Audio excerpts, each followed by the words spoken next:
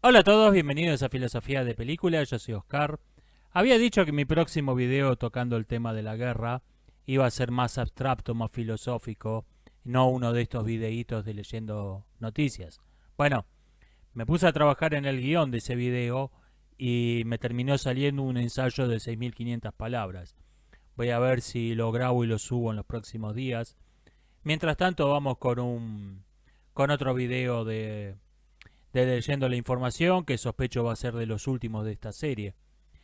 Em, la noticia más importante sin duda es la retirada rusa del noroeste de Ucrania. El general ruso que comandaba esa columna dijo que ordenó una retirada estratégica, que van a posicionarse en Bielorrusia y van a redirigir buena parte de sus fuerzas a la campaña en el este, para asegurar Crimea y otras regiones del este de Ucrania. Por eso me gusta el cine y los juegos de estrategia como el ajedrez. Nadie dice, cuando a uno lo derrotan, no dice, me voy a retirar estratégicamente de esta partida, voy a tomar posiciones en mi casa y voy a redirigir mis energías a ver películas de zombies. No, dice, perdí, me derrotaron. Todo el mundo le llama las cosas por su nombre. En la vida real no es así esto. La pregunta es, después de la derrota rusa en la batalla de Kiev, ¿qué va a hacer Ucrania? Yo creo que tiene dos cursos de acción principales. Una, redirigir buena parte de sus fuerzas al este, a, a lanzar un contraataque que incluso no me parece disparatado que se propongan expulsar a los rusos de Ucrania del todo. No me parece un disparate esto. Como mínimo seguramente van a querer asegurar la ciudad puerto de Mariupol, que por cierto los rusos nunca la pudieron tomar. Es verdad que no han dirigido muchas fuerzas, pero hay un foco de resistencia ahí que está desde el principio de la guerra, nunca la pudieron rendir. Y el otro curso de acción posible, que no vi que lo esté mencionando casi nadie, y que por cierto es lo que haría yo si fuese el presidente de Ucrania, es invadir Rusia. No para tomar Rusia, obviamente, no tienen el poder, pero le capturás un par de ciudades a los rusos y tenés con qué negociar. Porque la posición virtualmente unánime de la comunidad internacional va a ser, valgan, ¿por qué no se dejan de joder todos? Ustedes le devuelven a Ucrania los territorios que tienen ocupados y ustedes le devuelven a los rusos la parte de Rusia que ocuparon. Estás en una... Si capturás un par de ciudades rusas, estás en una muy buena situación para negociar un cese al fuego. Um, Segundo tema, las armas de destrucción masiva. Esto son una amenaza real. Al colapsarse las fuerzas convencionales rusas, son una opción que deben estar discutiendo en este momento. Curiosamente, esto lo mencionan los medios como una teoría de conspiración, como ciencia ficción, etcétera, etcétera. Aunque la fuente seria lo están... La gente que sabe de estrategia militar lo está hablando como, ok, esto es una opción. La misma gente que en los últimos 2 años decidió que las armas biológicas eran una teoría de conspiración, ahora por lo visto decidió que la bomba atómica tampoco existe. Y hay otro asunto respecto de esto. La doctrina rusa sobre el uso de armas nucleares no es la misma que la doctrina americana. Los americanos tienen una doctrina muy restrictiva. Las armas de destrucción masiva son para ser usadas si son atacados en su propio territorio. Es el único uso autorizado. La doctrina rusa no. La doctrina rusa es mucho más relajada. La bomba atómica es un arma más. Es una opción que está arriba de la mesa. Así que veremos. O sea, no es un disparate pensar que se van a usar armas de destrucción masiva en este conflicto. Ya se usó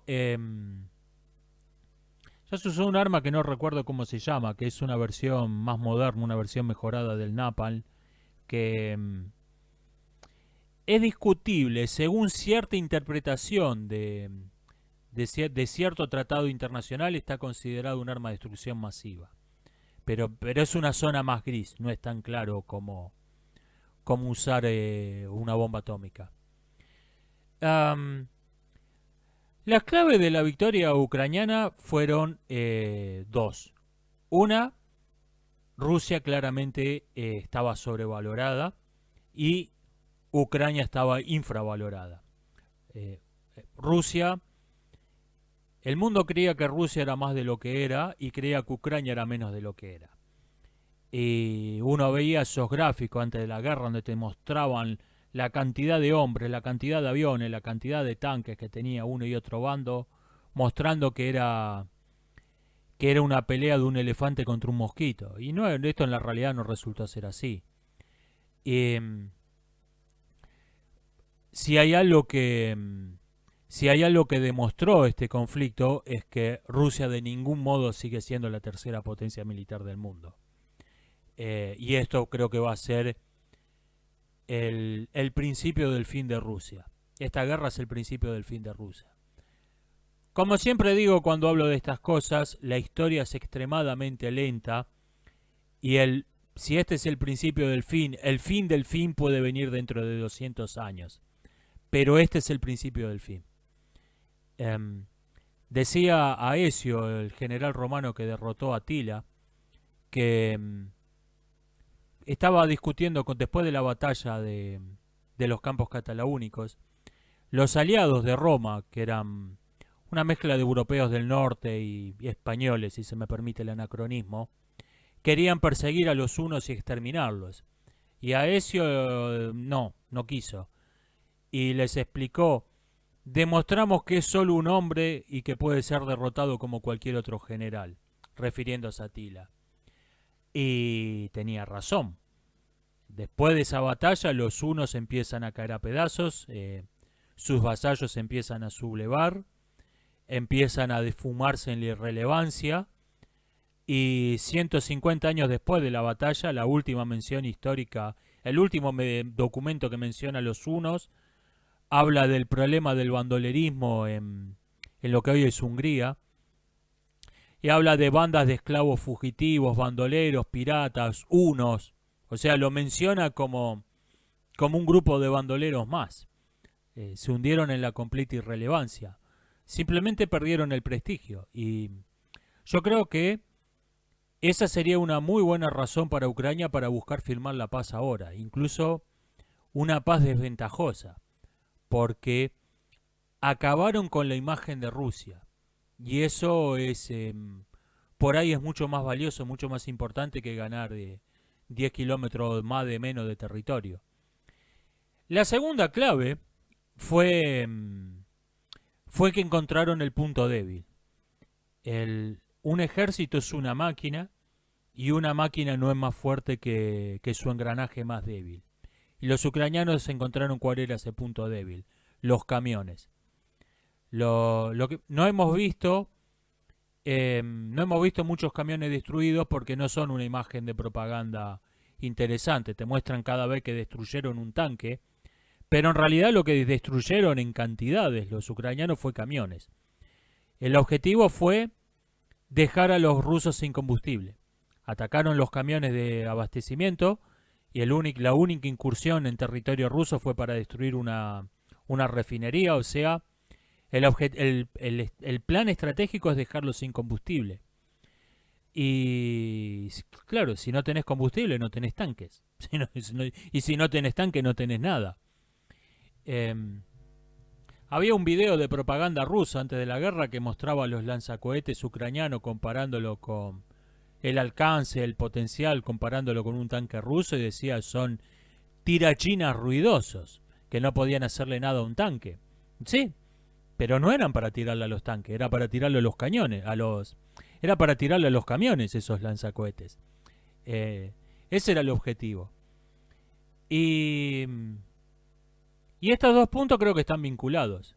Si vos tenés un ejército de 900.000 hombres, pero tu infraestructura, tu economía, tu logística te permite movilizar a 200.000, entonces tenés un ejército de 200.000 hombres. Los otros 700.000 son strippers con uniforme de soldado.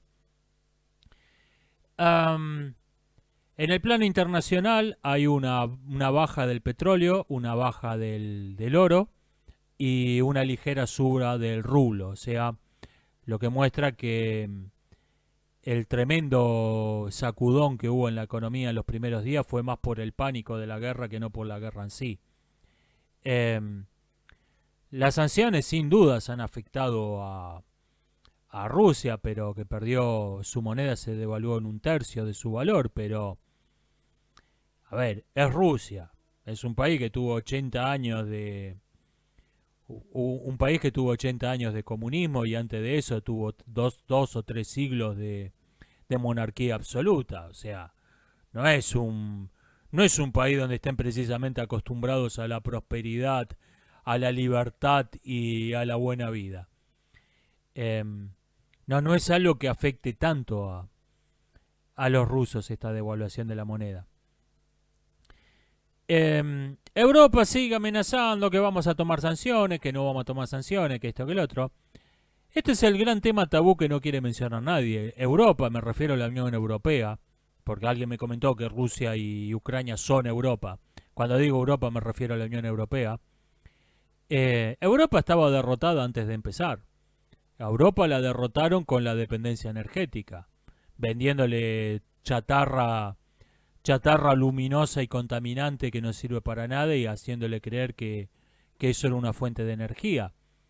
En la realidad dependen por completo del gas ruso y van a necesitar como mínimo 10 años para lograr la autonomía energética. Léase que la opción de ir a la guerra contra Rusia se la pueden plantear dentro de 10 años. De momento simplemente no es una opción. В том числе за границей. Я не знаю, почему-то немецкой общественности не нравится атомная энергетика. Ну, я не хочу давать никаких комментариев. Вот, но я вообще не понимаю, чем вы будете топить. Газа не хотите, атомную энергетику не развиваете. А что вы будете, дровами топить? 85% is a slow process which we call either ideological subversion or active measures, активные мероприятия in the language of the KGB, or psychological warfare.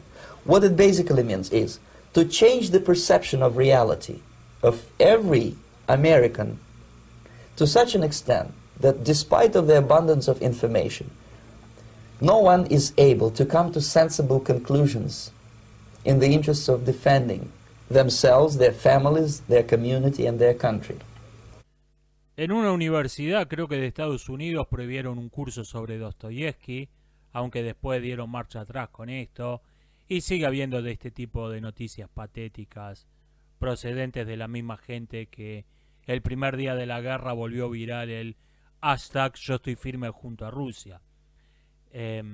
Después cuando se dieron cuenta que lo políticamente correcto no iba a ser eso, lo políticamente correcto iba a ser estar de parte de Ucrania, quieren sobrecompensar su desliz inicial con toda clase de estupideces. Alguien me hizo notar que todo ese discurso es antirrusos y no antirrusia, lo cual tiene mucho sentido, porque si sos antirrusia, entonces tenés que ser antialiado de Rusia. Y si sos antialiado de Rusia, eso quiere decir que tenés que ser anti-Winnie Pooh y sus secuaces. Es una buena observación esta, es verdad. Lo que estamos viendo es un discurso antirrusos, no un discurso anti-Rusia. Y hablando de cosas ridículas y estúpidas, Estados Unidos ha empezado a otorgar licencias de corso, después de 2 siglos de haberlas abandonado. Esto me parece una de las peores noticias de este año, quizá peor que la guerra misma, porque nos mete en un curso de acción que es históricamente demostrado ser devastador. La piratería es veneno para civilizaciones. La civilización necesita mares navegables, mares seguros, como condición indispensable para existir. Todas las épocas, todas las edades oscuras han sido edades de oro de la piratería. Lo que va a pasar es que Estados Unidos otorgó licencia de corso a quien ataque barcos rusos. Los rusos le van a devolver la gentileza, van a empezar a dar licencias de curso a quien piratea barcos norteamericanos. Probablemente los principales puertos piratas se vuelvan los actuales paraísos fiscales como la isla como el Peñón de Gibraltar y otros por el estilo, o territorios de legitimidad dudosa, o sea, territorios que son básicamente piratería, como las Malvinas en Argentina o Gibraltar en España. Son básicamente puertos piratas, ya. Simplemente tienen que volver a su viejo oficio. La existencia de puertos piratas va a fomentar la piratería freelance. Van a empezar a aparecer una vez que tenés un lugar donde reducir. Los mares ya son peligrosos y tenés un lugar donde reducir la mercadería. Van a empezar a salir un montón de delincuentes a actuar por su cuenta sin tener licencia de nadie. O sea, los delincuentes son gente que no acostumbra a respetar las leyes, ¿quién lo hubiera dicho? Y esto te va a crear una bola de nieve, una especie de círculo vicioso, donde la piratería hace que los mares sean inseguros. La inseguridad de los mares hacen que los barcos comerciales tengan que llevar escolta. La escolta de los barcos comerciales hace que la mercadería se encarezca. El encarecimiento de las mercaderías hace que la gente compre menos productos importados. Como la gente compra menos productos importados, hay menos comercio, hay menos barcos y por lo tanto todos los piratas empiezan a disputar los cada vez más escasos barcos comerciales que navegan los mares. Esto hace que los barcos necesiten custodia, esto encarece el precio de las mercaderías y así hasta que los mares se vuelven innavegables. Esto ya ha pasado, no estoy profetizando nada, esto ya pasó y más de una vez en la historia. Así que creo que esto es una decisión terrible de Estados Unidos. Fomentar la piratería como arma de guerra creo que es una espantosa mala idea. Es una espantosa mala idea. Esperemos que quede en marcha atrás, que ningún otro país se sume, que esto quede como una curiosidad histórica. ¿Sabían que en 2022 las licencias de corso fueron traídas del olvido por última vez por Estados Unidos? Espero que esto sea una curiosidad y no algo que marque el curso de los acontecimientos. Esto es todo por hoy, nos estamos viendo. El próximo video sí va a ser el que prometí, va a ser el de estudiando el concepto de la guerra. Por hoy nos estamos viendo, hasta la próxima.